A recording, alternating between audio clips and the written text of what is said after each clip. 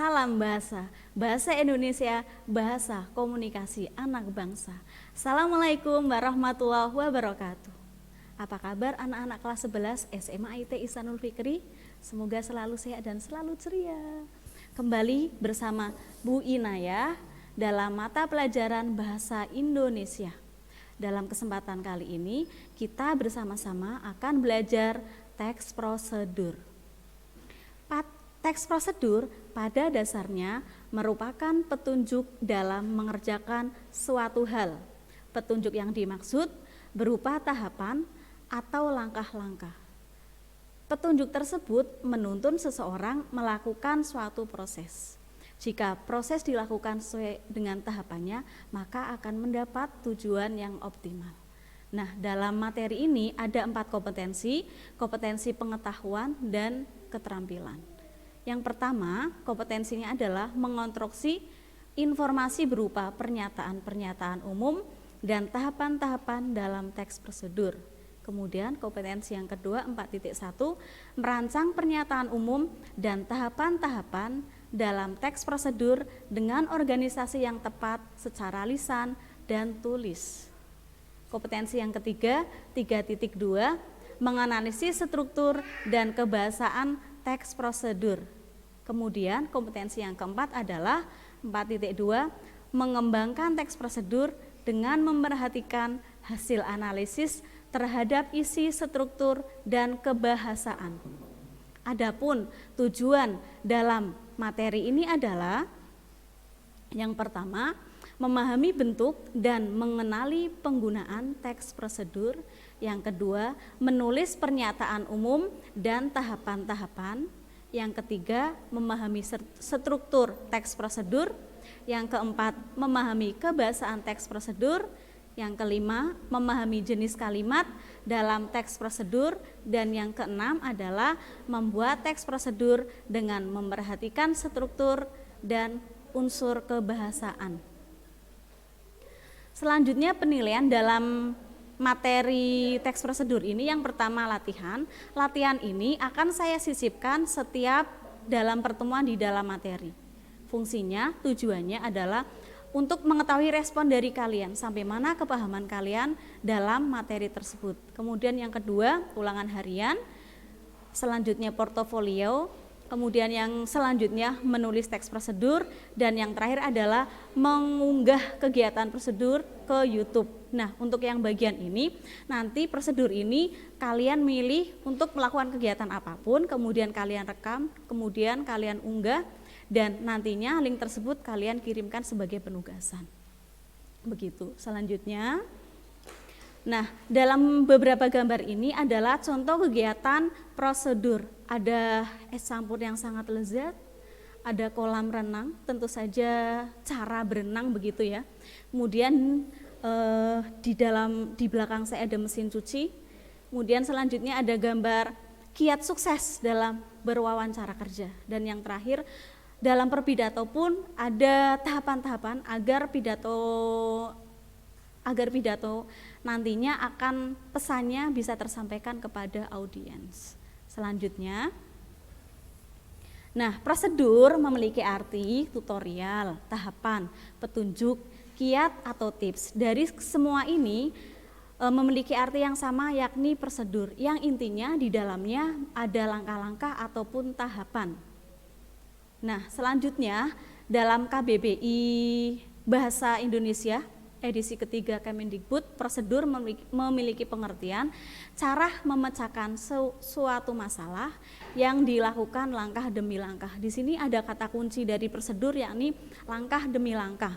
Kemudian pengertian kedua, cara melakukan kegiatan yang disusun secara rapi dan sistematis. Nah, kata kunci yang kedua juga sama ya, disusun dan sistematis.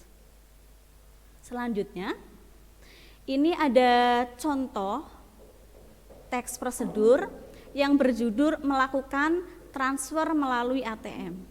Bagi kita yang belum pernah melakukan transfer, pasti kita akan bingung bagaimana kita bisa menggunakan ATM. Nah, itu ada petunjuknya bagaimana. Di sini ada contohnya, Berkat kemajuan teknologi, mengirim uang dari jarak yang jauh bisa dilakukan dengan mudah dan singkat. Ini salah satu fungsi ATM ya. Kita tidak perlu membawa uang dalam jumlah banyak dan memberikannya langsung kepada orang yang dituju. Kita cukup mengirimkannya melalui mesin ATM. Selain menghemat waktu, risiko membawa uang pun dapat diminimalisasi. Ya, ini adalah keefektifan dari penggunaan ATM. Kemudian sampai seterusnya, berikut cara melakukan transfer. Ini adalah tahapan yang harus kalian lakukan. Sehingga ketika kalian akan melakukan transfer, tahapan ini jika kalian mengikutinya secara prosedural secara bertahap begitu sesuai dengan prosesnya, melakukan transfer kalian tidak akan melakukan kesulitan apapun meski kalian baru kali pertama. Itu contohnya ya. Selanjutnya, nah dari contoh tersebut ada jenis teks prosedur. Jenis yang pertama adalah cara menggunakan atau mengoperasikan alat. Ini tujuannya untuk menggunakan alat dengan benar dan menghindari kerusakan. Kemudian jenis yang kedua, cara membuat sesuatu, misalnya berupa makanan ataupun kerajinan. Tujuannya ketika proses pembuatan lebih mudah dan cepat. Dan jika berupa makanan rasanya lebih enak, dan jika berupa kerajinan maka hasilnya lebih baik dan lebih rapi, dan tentu saja hasilnya pun menarik. Kemudian yang terakhir adalah cara melakukan atau mengelola suatu hal, misalnya kiat hidup sehat, kiat merawat rambut, kiat merawat gigi. Ini adalah teks prosedur yang isinya kaitannya dengan kiat atau tips. Harapannya dengan tips ataupun kiat yang dibagi, tujuannya bisa tercapai secara benar dan efektif. Selanjutnya, nah, ini selanjutnya adalah struktur ya, struktur teks prosedur. Yang pertama ada tujuan. Tujuan ini berisi dari tujuan prosedur yang akan dilakukan. Seperti contoh yang tadi, melakukan transfer melalui ATM, maka tujuannya adalah melakukan transfer. Tujuan ini biasanya letaknya pada paling awal, yakni berupa judul. Kemudian yang kedua, pernyataan umum. Pernyataan umum merupakan definisi, penjelasan, atau informasi-informasi lain yang bisa dijelaskan di bagian pernyataan umum. Apa yang dijelaskan sesuai dengan tujuannya. Kalau tadi tujuannya itu adalah melakukan transfer melalui ATM, maka yang dijelaskan adalah efektivitas dari ATM apa, definisi ATM apa, itu bisa dijelaskan di bagian pernyataan umum. Kemudian yang ketiga ada alat dan bahan. Di situ ada tanda bintang yang artinya alat dan bahan ini opsional, bisa ada atau bisa juga tidak.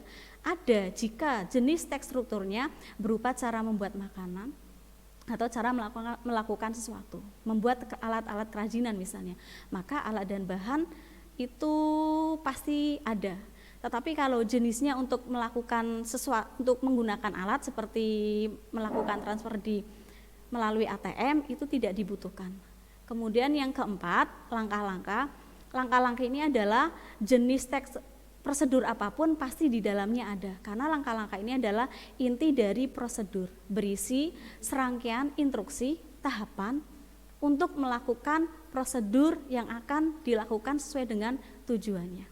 Kemudian yang terakhir berupa penutup atau penegas ulang, ini juga sama sifatnya pilihan, bisa ada atau bisa tidak. Penegas ulang ini berisi kaitannya dengan saran atau motivasi yang ditujukan kepada pembaca berkaitan dengan tujuan yang akan dicapai dalam prosedur. Selanjutnya, nah, dari contoh teks prosedur tadi, melakukan transfer melalui ATM, sudah saya analisis sesuai dengan strukturnya ya.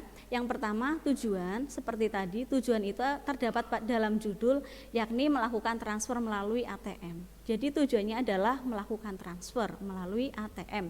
Pernyataan umum, ini berisi penjelasan dari tujuan, penjelasan dari transfer melalui ATM. Apa yang perlu dijelaskan dalam bagian pernyataan ini? Yang dijelaskan adalah kaitannya dengan keefektifan melakukan transfer melalui ATM. Karena kita tidak perlu pegang banyak uang, kita juga tidak perlu mengirimkan orang yang rumahnya jauh, cukup melalui ATM. begitu. Pernyataan umumnya berisi penjelasan itu. Kemudian langkah-langkahnya itu serangkaian instruksi. Apa yang harus dilakukan agar kita bisa melakukan transfer melalui ATM? Nah, dari kalimat nomor 1 sampai nomor 8 itu merupakan prosedurnya, langkah-langkahnya. Nah, di contoh tersebut tidak ditemukan penegas ulang atau penutup. Dari analis strukturnya sesuai dengan teks prosedur ini hanya ada 3 ya, tujuan, pernyataan umum, dan langkah-langkah. Alat atau bahan ataupun penutup tidak ditemukan dalam contoh teks melakukan transfer melalui ATM, begitu. Nah, selanjutnya apa? Latihan. Tujuan latihan ini yang seperti yang sudah saya sampaikan di awal itu adalah agar kalian seberapa paham sih dari materi yang sudah saya sampaikan, begitu. Latihannya apa? Silakan dilanjut slide berikutnya. Nah, slide berikutnya ada teks prosedur yang berjudul Kiat Tetap Semangat pada Hari Senin. Nah, karena sekarang kita pembelajarannya masih daring, jadi hari Senin itu belum berasa beratnya. Kalau nanti sudah tidak virtual lagi, sepertinya akan berasa beratnya hari Senin. Nah, ini agar ada kiat biar kita bisa tetap semangat. Selanjutnya, slide selanjutnya, ya. Selanjutnya, slide selanjutnya, slide terakhir. Latihan, ya. Dari slide tersebut, apa yang perlu kalian analisis sebagai latihan? Yang pertama, tentukan termasuk jenis teks prosedur apa teks tersebut. Tadi ada 3 ya. Dari ketiga itu, yang teks ini masuk bagian apa? Mudah ya.